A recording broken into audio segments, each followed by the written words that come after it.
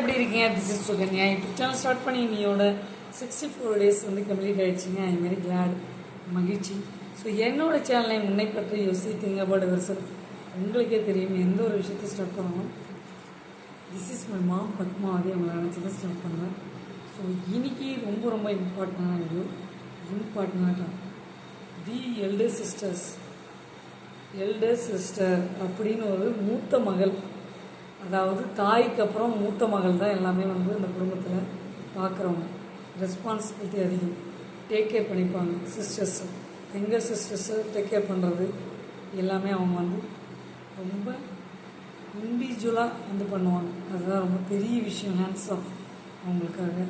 நிறைய பேர் வீட்டில் வந்து பார்த்திங்கன்னா சிஸ்டர் இருப்பாங்க. எங்கள் சிஸ்டர்ஸ், எல்டர் சிஸ்டர்ஸ் வந்து அவங்களுக்கு வந்து பாத் பண்ணி விடுறது, குளிக்க வைக்கிறது, பவுடர் அடிக்கிறது, பொட்டு வைக்கிறது, ட்ரெஸ் போடுறது எல்லாமே அவங்க வந்து டேக் கேர் பண்ணிப்பாங்க. இது ஒரு வரம். எல்டர் சிஸ்டர்ஸ் இருக்கிறது இது ஒரு வரம் எங்கள் சிஸ்டருக்கு. சரிங்களா? எல்டர் சிஸ்டருக்கு எங்கள் சிஸ்டர்ஸ் எல்லாமே வந்து 2 பேரும் செஞ்சுப்பாங்க மாற்றி மாற்றி.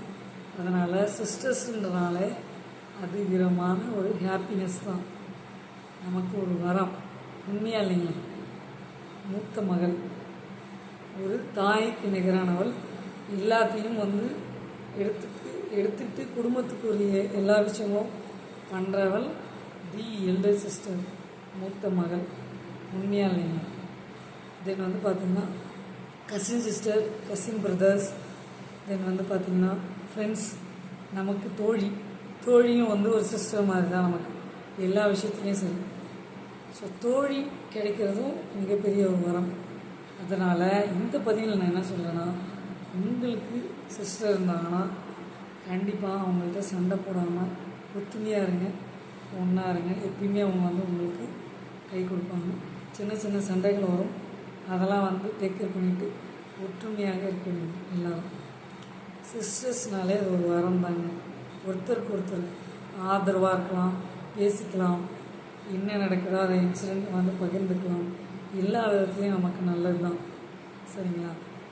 மூத்த மகள் என்பவள் ஒரு தாய்க்கு நிகரானவள். உண்மையாக இல்லைங்களா?